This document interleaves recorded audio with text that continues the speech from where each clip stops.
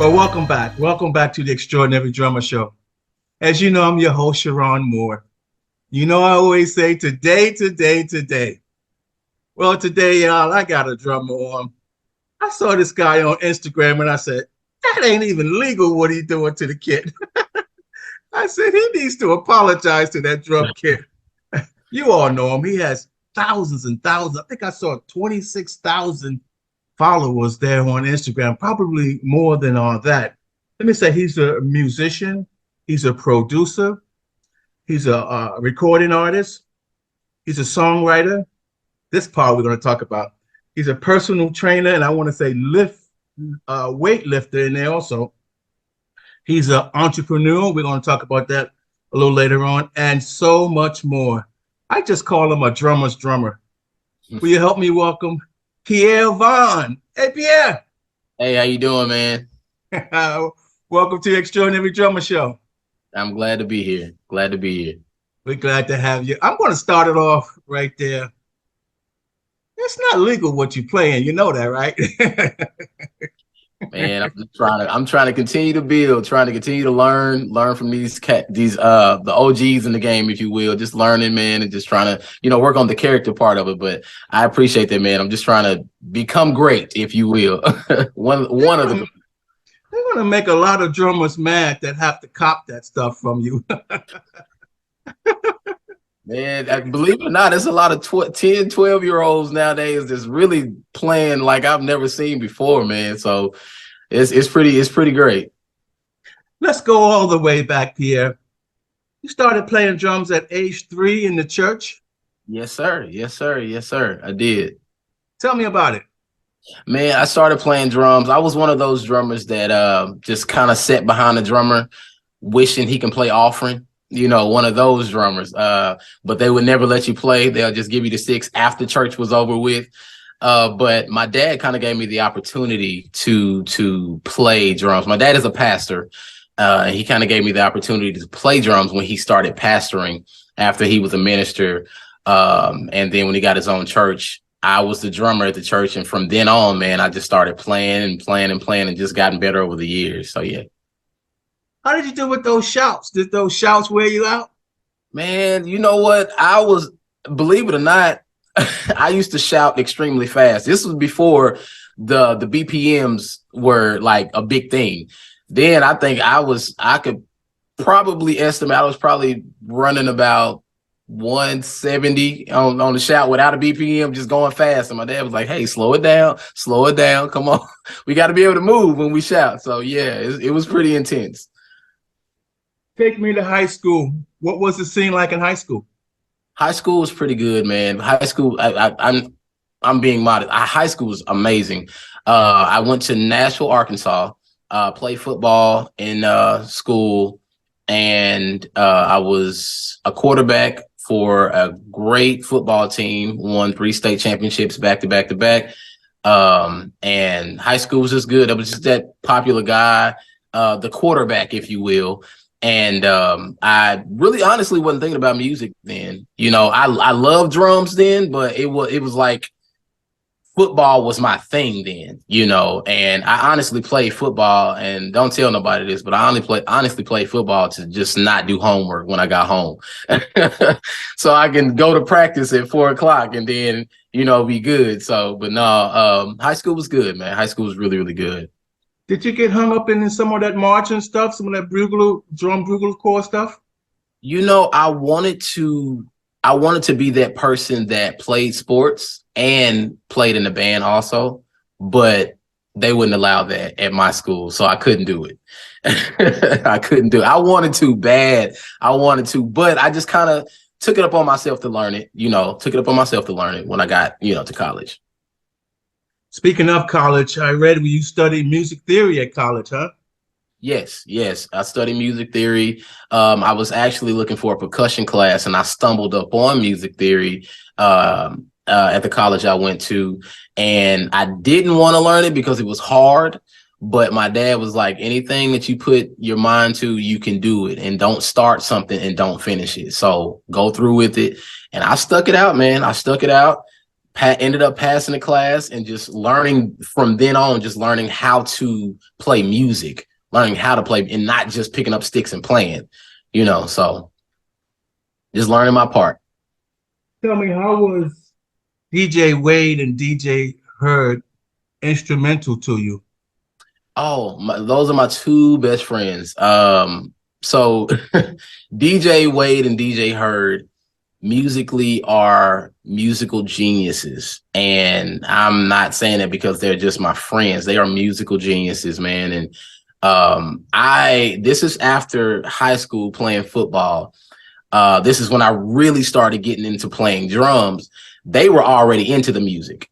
I'm trying to come up with them. So it was plenty of times where we had rehearsals and they will be talking time signatures and different numbers and this, and I'm sitting down the drums upset because I don't know what y'all talking about. And so I felt left behind.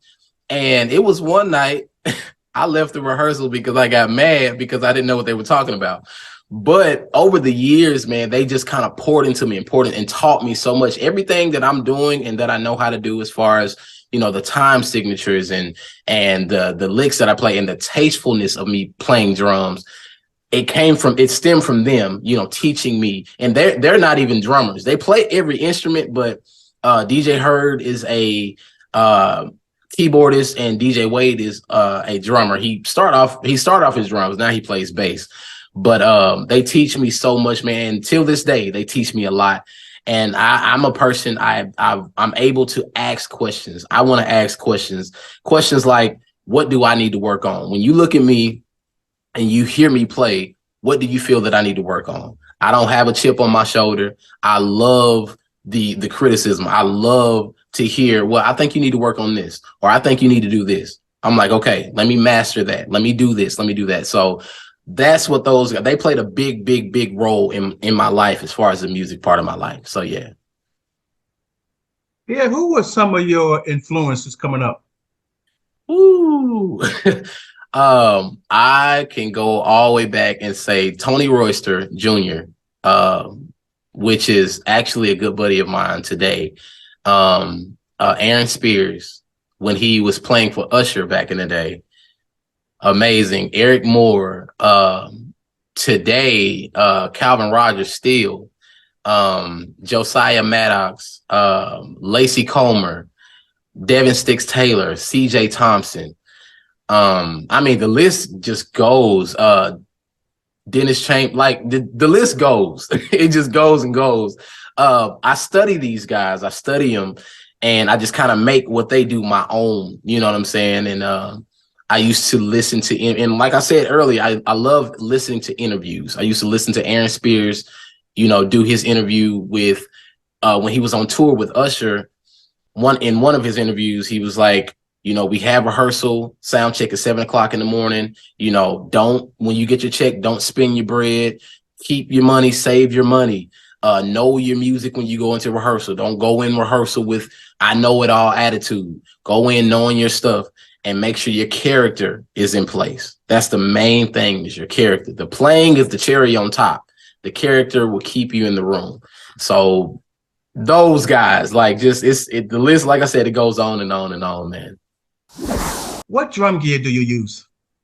I'll start at sticks. Sticks that I use Vic Firth sticks, Extreme 5As. Love the way they feel. They feel amazing in my hand. Even when I'm sweating, they don't slip. I don't have any slippage at all. They just feel amazing. The balance in them feels great. Cymbals, I use Sabian cymbals. I've just been playing with Sabian all my life, and I just don't want to go anywhere else. The sound of Sabian is just amazing to me. Drums, I play on a Mapex drum kit. I just recently bought it just to kind of test it out, and I fell in love as soon as I put the heads on there. Play on Remo heads. I wouldn't trade Remo for the world. Remo is just something I grew up on. Of course, like you dibble and dabble in other things like the Evans and the other sticks as far as the Pro Marks and the Vaders, but I wanted to go back home to what felt right, which is the Vic Firth sticks, the Evans, the Remo heads, the Sabian cymbals, Mapex, amazing, and hardware DW. Awesome. Let me ask you this one. How did you get into bodybuilding, weightlifting, and personal training? I got into that because I wanted to set a different standard for drummers. And nothing against any musician or whatever, but we have a bad rep of being out of shape, being too big, or being super duper small or whatever. And I wanted to set a different standard. I wanted to show people that you can still be healthy. You know, you can still lift weights and you can still do all of that and still play drums also. And honestly, it helps you. It helps you. It helps your endurance. It helps your being able to stretch around the drums. All of that, it helps. And a lot of people may not want to be the big guy. You know, I was just wanting to do that because one of the guys I look up to is The Rock, Dwayne Johnson. He's one of the guys I've always seen. I'm like, man, the physique is just crazy. So that's when I really started getting into working out. But I'm like, okay, let me set a different standard to the music. You know, now I'm seeing drummers and musicians on Instagram going to the gym and working out and losing weight. And I'm like, that's what I want to see. That's what I want to see. I want to be the difference maker in the musicians living a healthier lifestyle. I mentioned you as an entrepreneur earlier. Mm-hmm. What business are you in? I'm in the clothing business. I own a clothing line business. It's called Purposeful Vigor, which means intentional passion towards your purpose. And I wanted to build a clothing line for everyone that has a purpose. And I believe that everyone on this earth has a purpose. And once we figure out what that purpose is, that's when success will start for us. And so I wanted to build a clothing line for that. Just talking about everybody's purpose. It may not be music. It may not be working out. It may be you doing hair, you cutting hair. I want the brand to cater to everyone. And that's the goal. Pierre, we do a thing on the show we call Word of Advice, where I ask the guests if they'll leave a parting word for the up-and-coming drummers, but even the guys that are at the next level, but that are trying to get traction in this game, in this industry. Would you leave them a word of advice, please? Yes. My word of advice for the up-and-coming guys and the guys that just are in the music industry is always keep your character intact. Like I stated in the interview, that's one of the most important things that you can keep intact. Even if you get the gig and your character's not right, that's an easy way to get sent home. So always make sure your character is intact. And the drumming, your talent, your skill is the cherry on top of the character. And I've learned this over the years with Aaron Spears. I've learned this over the years with Devin Sticks Taylor. I've learned this over the years with Tony Royster. Those guys that poured into me and had those conversations with me, that was one of the main things they always told me. And I want to take what they told me and spread it amongst the young guys. So your character will keep you in rooms, your character. So that's the most important thing. That's what I want to inspire. I want to inspire young guys to make sure the character is good. I mentioned you as an artist before. Let's talk about the new single, Faith. Yeah. Tell me about Faith. Man, oh my God. Faith. I wrote Faith in 2016. And I was sitting in the gym, actually. I was sitting in the gym. This is when I worked at the gym. And I was writing on a piece of paper. And I written it the first time in 2016. 2019 was the time I actually added the music to it. And 2020, I was going to put it out, but that's when COVID happened. I was like, I don't think I want to put it out yet. And I finally put it out last year. And that song spoke to me in a time of when I was going through a depressed state. I was depressed for about 2 months. And it was, people say depression is real. It's real. And going through that for about 2 months, man, and didn't know what to do. Didn't know what I wanted to do. I didn't know if I wanted to do music. I didn't know if I wanted to do bodybuilding. I didn't know what I wanted to do at that time in my life. And I'm just like, yo, like, what are you doing? So that day, sitting in that gym, I just picked up a pen. And it's cliche because I hear most artists say, I picked up a pen and I started writing. But I literally picked up a pen and I started writing those words. And it's just scripture. just scripture. And that song is like my baby that speaks to me dearly. And so I'm grateful. And I actually had my best friend, DJ Hurd. He was the producer on that. And he helped me out with all of that. So, but I did all the music. I did the arranging. I played the drums on it. I played the piano on it. I had my friend David Bell play guitar. I had my other friend Deshaun play bass on it, Deshaun Lampkin. And I arranged everything and put it all together. And I was nervous to put it out, but I said, you know what? Why not? Why not? Why not become an artist? Why can't you become an artist? Pierre, what would you want your legacy to be? I would want people to see me as far as my legacy, a person that never, and it may sound cliche, but this is real and it's coming from my heart. I want people to see that is a guy that never gave up on the dream. I want them to see that the hard work that I put in, the hours and the consistency. And a lot of people don't talk about the consistency because you can want to do something that you love to do, but if you're not consistent at it, then you're not growing. And the consistency of the posting, when people were like, don't post too much, don't do a lot of posting because everybody ain't gonna want to see you posting. If I didn't post as much as I did, I wouldn't have the fan base that I have now. So I want people to see like, oh, dude worked hard. He worked hard to get where he is today. And I'm steady working. And I haven't reached the goal yet that I want to be at, but it's going to happen. I know it's going to happen. But I want them to remember like that dude never gave up on what it is that he wanted to do. That's what I want to leave. You are so awesome, and I truly believe it's already done. Pierre, let me say thank you so very much for being on Extraordinary Drummer Show. Man, I'm grateful to be here. Thank you so much for having me. Will you help us wave goodbye to all the fans? See y'all later. Thank y'all for tuning in. Thank you.